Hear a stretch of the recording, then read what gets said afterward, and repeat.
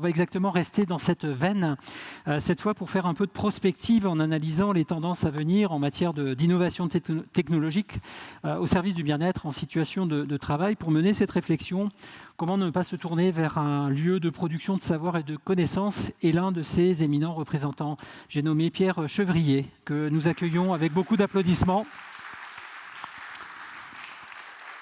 Bonjour Pierre Chevrier. Bonjour à toutes et à tous. Merci d'être avec nous à l'occasion de cette deuxième édition du colloque organisé par le Fonds de dotation Merci, un partenaire important pour vous. Je crois que vous avez même signé une convention ou re-signé une nouvelle convention de partenariat cette semaine. Pierre Chevrier, vous êtes professeur des universités en mécanique des matériaux. Vous dirigez la très belle École nationale d'ingénieurs de Metz, l'ENIM pour les intimes, qui a déjà été citée au moins 2 fois ce matin, une école de l'Université de Lorraine. Vous co-dirigez au sein de l'école la chaire industrielle Behavior. On en voit ici le logo lancé en 2020 en lien avec le 2LPN de l'Université de Lorraine, le laboratoire lorrain de psychologie et neurosciences de la dynamique des comportements, avec l'appui bien sûr de nombreux partenaires, notamment industriels, et comme évoqué à l'instant par le Fonds de dotation Merci qui vous accompagne. Alors très concrètement, il s'agit d'étudier la dynamique des comportements humains en industrie et leur influence sur la sécurité et la sûreté sociétale et environnementale, je vous cite, avec pour objectif de développer des innovations pédagogiques pour former les futurs ingénieurs, les cadres, les responsables à l'approche comportementale dans l'entreprise face à la gestion du risque et son management. Alors vos travaux à cet égard sont déjà très avancés, avec par exemple la réalisation de différents types de scénarios. Alors tout ceci nous intéresse évidemment vivement pour comprendre comment l'exploitation de ces scénarios va pouvoir influer sur les compétences requises, un sujet stratégique. On a les personnes de l'armée, on a toute une série de personnes qui déjà ce matin ont en filigrane fait allusion à ces éléments-là. Pierre Chevrier, je vous cède la parole, on vous écoute. Merci d'être avec nous. Oui. Ok, merci et bonjour à toutes et à tous encore une fois. Donc j'ai la chance d'assister à ce colloque depuis ce matin à 9h, son ouverture par le président Maurice Grunewald. Et je tiens à témoigner de la richesse des contenus de ce matin. Et j'espère que le propos que je vais tenir maintenant va faire écho à ce qui a pu être dit ce matin. Donc je vais parler au nom de mon collègue Jérôme Dinet, qui est présent dans la salle, qui est le directeur du 2LPN, puisque c'est ensemble qu'on porte cette aventure de chaire Behavior. 2 mots peut-être d'introduction pour que vous compreniez. Ça vient d'une histoire. En 2019, M. Walter l'a dit ce matin en citant l'école. En 2019, on a décidé, dans la formation d'ingénieur, de revenir sur l'humain et d'avoir une formation qui soit centrée à la fois sur les compétences techniques nécessaires à l'ingénieur, mais aussi sur les humains que nous formons. Et on a mis donc l'accent assez fort sur la formation humaine. Ensuite, on a créé en 5e année un parcours qui s'appelle Management comportemental de la sécurité en entreprise. Donc le mot important, c'est comportemental, c'est-à-dire avoir une approche comportementale de la sécurité centrée sur l'humain et les comportements humains, dont le Fonds de dotation Merci a immédiatement compris l'intérêt et nous a soutenus.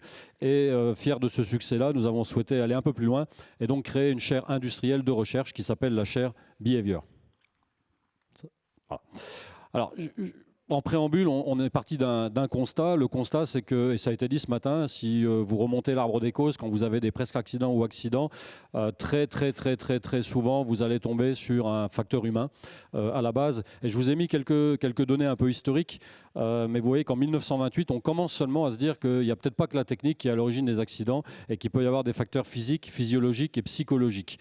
On a retrouvé une première thèse de doctorat qui date de 1936 qui était intitulée « Le facteur humain dans les accidents du travail ». Donc vous voyez que c'est un sujet qui n'est pas d'aujourd'hui. Et si vous ouvrez la presse tous les jours, vous avez des accidents du travail. Et souvent, c'est un facteur humain. Là, j'ai pris l'exemple du directeur de Roquefort qui chute dans les escaliers en regardant son téléphone portable. Ce qui est quand même dommage. Alors notre challenge, c'est l'innovation sur ce sujet-là. Alors ça a été beaucoup évoqué ce matin. Vous avez une petite courbe là, qui tend vers un plancher de verre, vers le zéro accident. Tout le monde, toutes les sociétés, toutes les structures qui sont convaincues que la sécurité est un enjeu de performance travaillent sur ces sujets-là. Et je dirais travaillent de manière traditionnelle. Ça a été dit ce matin, la formation, l'information, le port des EPI, les retours d'expérience, les parades, les barrières physiques, tout ce que vous voulez. Sauf que les industriels vous disent qu'à un moment donné, avec tout ça, on fait très bien, mais on a une espèce de plancher de verre, un infranchissable vers le zéro accident et qu'on n'arrive pas à tendre vers du zéro accident de manière durable. Le sujet de la chaire, c'est justement d'amener une innovation pour franchir ce plancher de verre, donc tendre vers le zéro accident et de manière durable. Et l'angle que nous avons décidé de prendre, c'est l'humain et le comportement humain. Donc typiquement, ce qui se passe dans le truc qui se trouve entre vos 2 oreilles. La stratégie, c'est réussir à modifier. Ce matin, on a entendu parler, les gens de l'armée, de préparation mentale. C'est quelque chose qui est très fréquent, notamment chez les pilotes de chasse. Donc modifier de manière durable les comportements, en passant par une méthode qui est la prise de conscience, la conscientisation des choses. Les industriels nous ont aussi demandé d'être en capacité de mesurer le changement, c'est-à-dire avant cette innovation et après cette innovation. Est-ce qu'on peut quantifier, mesurer l'évolution des comportements des personnes et d'utiliser, ça a été évoqué tout à l'heure, un outil qui est formidable parce qu'il permet de mettre en immersion les gens. Et je ne sais pas si quelques-uns d'entre vous ont fait l'expérience de la poutre qui est proposée au 2e étage. Vous pouvez être convaincu que vous n'êtes pas au 30e étage sur une poutre qui fait 20 cm de large, mais vous ne sortez pas de l'ascenseur, ce qui montre bien que vous êtes en immersion et que vous êtes dans la situation. Donc l'immersion est absolument un outil formidable et nous, on va s'en servir pour générer des émotions. Ce matin, la dame de la gendarmerie a donné quelques exemples. Et quand elle a dit à un moment donné, on a perdu 2 gendarmes en situation et les gens qui ont vécu la situation ont été perturbés et ont changé durablement leur comportement, ils viennent de vivre une émotion intense, forte, qui s'appelle un traumatisme. Alors nous, on ne va pas jusque-là, mais on va jouer sur des émotions qui vont induire des changements de comportement au niveau du cerveau. Et l'idée, l'objectif, c'est évidemment de tendre vers le 0 accident de manière durable. Notre haut de cheval de bataille, c'est celui-là. Je trouve que les 2 images résument très bien les choses. Vous avez des gens qui sont absolument des élèves modèles en entreprise, qui vont appliquer les règles à la lettre, de la peur souvent de la punition ou d'être pointés du doigt. Et puis, venu le week-end, ils font du grand n'importe quoi. Ce qui veut dire que c'est des gens qui ne sont absolument pas convaincus de la sécurité. Ils la font par obligation. Et nous, on essaye d'induire aussi une sécurité de conviction et d'avoir une conscience permanente, individuelle et collective de la sécurité qui est absolument fondamentale dans la vie privée comme dans la vie professionnelle. Alors, je vais vous présenter aujourd'hui là où on en est un petit peu, puisque la chaire a été créée en novembre 2020, en pleine période de Covid, un peu compliquée. L'idée générale, c'est de générer des innovations pédagogiques qui vont induire une modification des comportements humains. Alors, où on en est aujourd'hui, même si ce slide est un peu chargé, je vais commencer par le vert. C'est une chaire industrielle. Donc, on va avec des industriels qui sont nos partenaires, que je citerai tout à l'heure. Un certain nombre sont dans la salle. Et on va essayer d'étudier leur cas, les cas majeurs, ce qu'ils ont rencontré, le type d'accident qu'ils ont eu. Et on va essayer de se focaliser sur ce qui semble être important dans cette typologie d'activité chez cet industriel-là. Une fois qu'on a fait ça, on va mettre les scientifiques tout de suite autour de la table. Alors, les scientifiques, c'est des spécialistes des CNT. Donc, les CNT, c'est les compétences non techniques, à contrario des compétences techniques. Ce ne sont pas les soft skills. Ce sont vraiment ce qu'on appelle, et c'est défini dans la publication comme tel. Donc on va identifier dans ces accidents-là quelles sont les compétences non techniques majeures qui ont été mises en œuvre et qui ont conduit au presque accident ou à l'accident. Et à partir de là, avec les industriels, avec les spécialistes en compétences non techniques et avec des spécialistes en gamification, on va construire un scénario en réalité virtuelle. Donc ensuite, on va développer ce scénario en réalité virtuelle qui va nous permettre de mettre des gens, et ça a été dit, dans des situations entre guillemets dangereuses, sans qu'il y ait un réel danger, mais d'avoir des marqueurs émotionnels qui vont, on l'espère, conduire à des changements de comportement. Ce qui est important pour nous, et ça a été dit tout à l'heure aussi, ça va être de mesurer ce changement. Donc si vous avez fait l'expérience de la poutre, c'est une expérience qui est simple parce qu'elle démontre 2 choses. La première, c'est que la réalité virtuelle peut vous mettre en immersion, même si vous décidez de lutter contre cela. Et d'autre part, que même si vous dites « je l'ai fait, même pas peur », c'est pas vrai, parce que si on veut mesurer votre fréquence cardiaque, l'amplitude de votre cage thoracique et votre sudation, on verra bien que vous avez transpiré, que vous avez eu peur et que vous n'êtes pas lancé si facilement que ça sur la poutre. Donc l'idée, c'est d'avoir des marqueurs physiologiques qui vont permettre d'avoir une mesure, une quantification de ce qui se passe quand vous êtes en immersion et dans des scénarios. Donc l'idée, c'est de faire ce qu'on appelle, nous, un scan comportemental grâce à ces données biophysiologiques, grâce à de la neuroimagerie, grâce aux données auto-rapportées et grâce notamment à l'analyse langagière. Donc tout ça, comme je vous l'ai dit, il y a le mot industriel et il y a le mot recherche dans cette chaire. Donc c'est des travaux de recherche. Donc c'est une recherche qui avance pas à pas, accompagnée par les industriels. Donc nous avons des chercheurs, des doctorants, des post-doctorants, des ingénieurs de recherche et des étudiants en master. L'idée, c'est de converger vers un système expert qui permettra, on l'espère, d'induire de manière durable des changements de comportement en rapport avec la sécurité. Alors voilà ce qu'on fait aujourd'hui. Donc toutes les étapes de construction des scénarios, aujourd'hui, c'est quelque chose qui fonctionne bien. On est en train de développer 4 scénarios spécifiques sur 4 secteurs d'activité très différents. Je vais en prendre 3. Un qui est le bâtiment, de Mathieu Barre présent dans la salle. Un qui est plutôt sur le risque électrique, Reseda. Et puis un qui va être plutôt sur ce que vous rencontrez dans les centrales nucléaires, donc le risque lié au nucléaire, avec le CNPE de Cattenom. Donc aujourd'hui, on est en développement de ces scénarios. On va passer un certain nombre de gens dans ces scénarios-là et on va faire toutes les mesures que vous voyez là. Et à la fin, l'idée, c'est de sortir un scan comportemental. Les propos qui étaient tenus ce matin par la gendarme sont aussi fondamentaux pour nous parce qu'il va falloir qu'on développe à un moment donné des algorithmes très certainement basés sur de l'intelligence artificielle qui vont collecter toutes ces données issues de ces scénarios et de ces capteurs pour essayer de sortir un espèce de radar comportemental et de dire à un moment donné ce qui va et ce qui ne va pas. Alors nos grands sujets sont ceux-ci. Un, c'est de caractériser les comportements, mais non plus sur la base de données subjectives d'un entretien, par exemple avec un psychologue ou d'un débriefing, mais vraiment sur la base de données mesurées grâce au capteur, d'identifier les profils ou les tendances de comportement. Typiquement, on pourra dire, cette personne-là, il vaut mieux éviter de la mettre dans cette situation-là professionnelle. Il n'a pas les comportements adaptés, mais on pourra aussi dire, on peut travailler sur ses comportements, on peut travailler sur ses compétences non techniques et l'amener à pouvoir pratiquer ce genre de situation professionnelle. Identifier évidemment les situations à risque, alors qu'elles soient collectives ou individuelles. Identifier, alors ça c'est un vrai cheval de bataille qu'on a, c'est les déclencheurs de comportements à risque. Je vais vous donner un exemple très simple. Vous avez des collaborateurs qui sont parfaitement formés, extrêmement expérimentés, sauf que la veille, mauvaise nouvelle. Le matin, il y a un accident de la route qui se passe devant eux, ils sont psychologiquement perturbés. Ils arrivent au boulot, ils ne vous font absolument pas état de cela. Ils sont expérimentés, ils vont faire leur mission, sauf qu'ils sont intellectuellement perturbés, psychiquement perturbés. L'idée, c'est de dire, là, stop, on arrête. On arrête. Aujourd'hui, tu ne feras pas la tâche pour laquelle tu es parfaitement rodé, expérimenté, formé pour faire. Tu n'es pas en capacité de. Ça peut être de la fatigue. Pour une raison X ou Y, l'état de fatigue est anormal ce jour-là ou anormal à ce moment-là. Voilà. Donc c'est un peu le sujet. J'essaie de vous donner des exemples concrets. Donc changer les comportements de manière durable et collectif et à la fois individuelle, et puis optimiser nos scénarios avec de l'IA pour en faire des systèmes experts. Donc je vais passer là-dessus. Pour aller plus vite, voilà nos partenaires que je souhaite quand même remercier. Alors, pourquoi ces partenaires sont là? D'une part, le fonds de notation Merci et M. Grunewald, je crois, est un grand convaincu de tous ces enjeux-là et de l'innovation, je pense, que l'on apporte d'intérêt général sur ce sujet. Et puis, les collectivités que sont le département, l'Eurométropole de Metz, et un partenaire historique que sont les pompiers de la Moselle, donc le SDIS 57. Et aujourd'hui, nous avons donc 6 partenaires industriels, donc membres de la chaire, financeurs de la chaire, parce que le nerf de la guerre, c'est quand même d'avoir, tout à l'heure, parler de budget, d'avoir des financements. Donc aujourd'hui, Reseda, le CNPE de Cattenom, Plastic Omnium, qui est un grand groupe international dans le domaine des plastiques et de la plasturgie, de Mathieu Barre et John Cockerill. Voilà, et bien évidemment, la porte est ouverte. Alors, je vous ai mis cette slide aussi parce que pour qu'on comprenne ce que vivent les industriels, il faut qu'on aille voir leur situation professionnelle. Alors, tu me dis quand je déborde. Vous avez un exemple chez Reseda qui paraît extrêmement simple, à l'image que vous avez à votre gauche, où vous avez des gens qui interviennent sur une ligne haute tension, 17 000 volts, et qui vont faire une intervention de maintenance sans couper la tension. C'est-à-dire qu'ils interviennent sur une ligne où il y a 17 000 volts au bout du câble. Tout ça pour ne pas couper le courant à un village ou 2 villages ou une commune entière. C'est une opération qui paraît banale, mais qui est extrêmement réglementée, qui est rigoureuse. Sauf que, encore une fois, là, vous avez des êtres humains au bout de la technique et de la technologie qui est en train d'être développée. Avec le SDIS, ils ont développé des dispositifs qui permettent de travailler sur les interventions dans des situations complexes, dans des environnements difficiles. Et on se rend compte en discutant avec les industriels que ce n'est pas qu'une situation que vivent les pompiers, parce que quand vous avez une catastrophe industrielle, très souvent les premiers à intervenir, à aider les gens, c'est les industriels eux-mêmes, c'est les gens qui sont présents, c'est les premiers disponibles pour agir.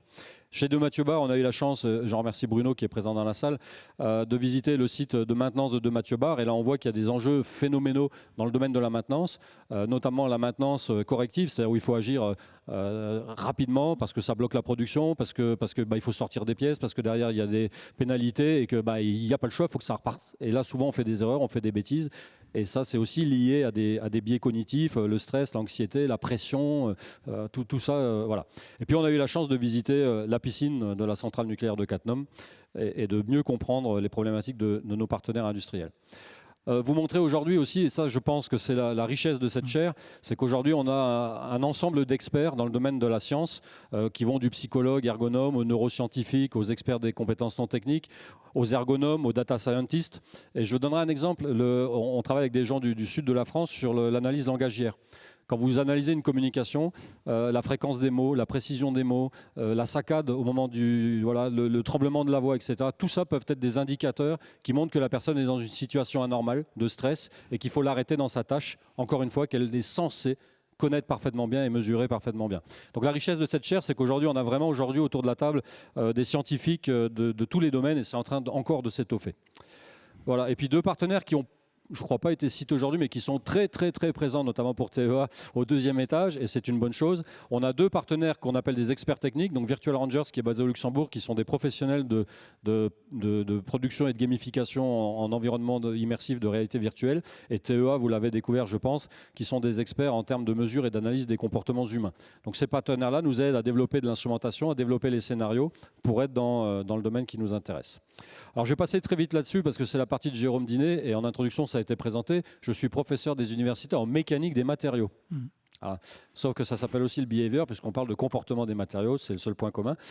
Donc Jérôme Dinet qui me laisse la parole sur ce sujet-là. Alors je vais faire rapide. Hein. Ce que vous voyez là, c'est l'idée du gruyère, c'est-à-dire que vous mettez en place tout un tas de dispositifs qui doivent prémunir les agents d'un éventuel accident.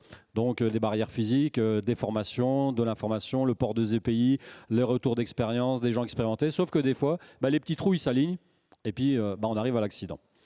Ça, c'est des compétences non techniques. Alors, je ne vais pas rentrer dans le détail, mais celle que vous testez sur la poutre, ça s'appelle la gestion du stress. Qu'est-ce qui fait qu'à un moment donné, vous allez décider ou pas décider de monter sur la poutre au 30e étage d'une tour? Alors, on a testé des gens de tout type, hein, y compris des gens du RAID, donc qui sont habitués à faire des interventions très spéciales. Vous avez des gens qui restent dans l'ascenseur et qui demandent à redescendre. Vous avez des gens qui se baladent sur la poutre, mais qui sont vraiment... Enfin, comme ça, hein, brinque-ballant.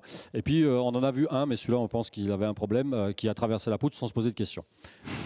Donc là, un comportement très certainement à risque, à éviter de mettre dans des situations un peu dangereuses, parce qu'il est parti.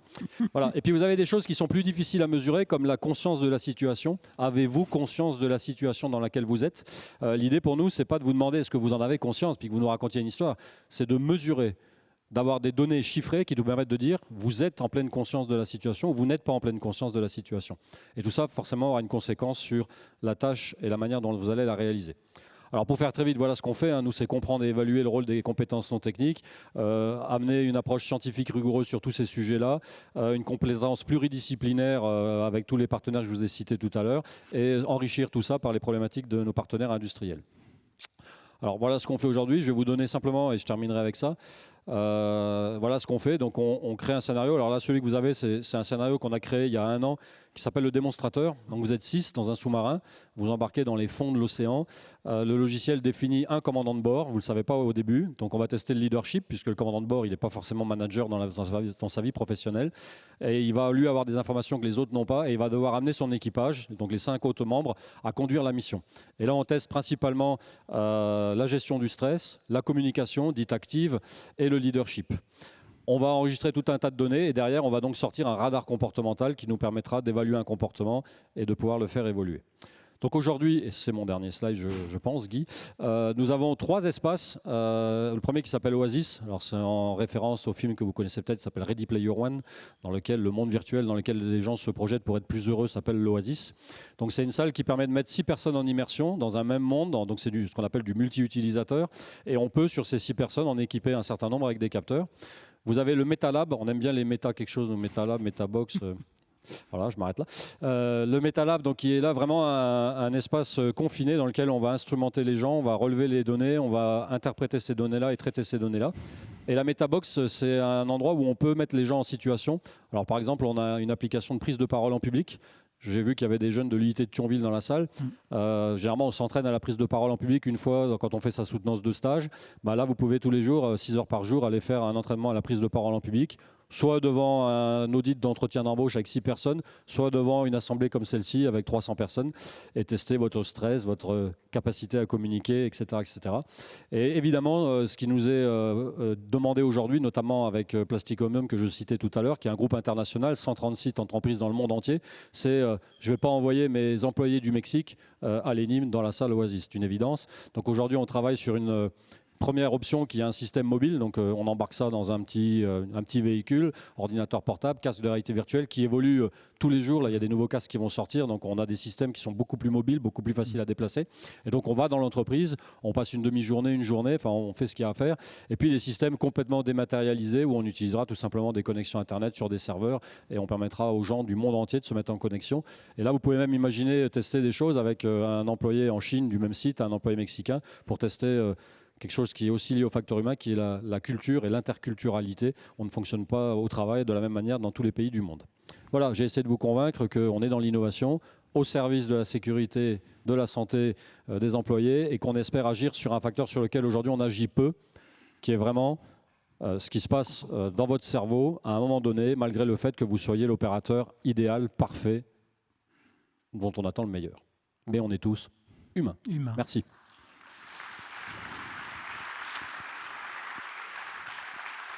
Merci Pierre Chevrier pour ce méta-exposé. C'était formidable.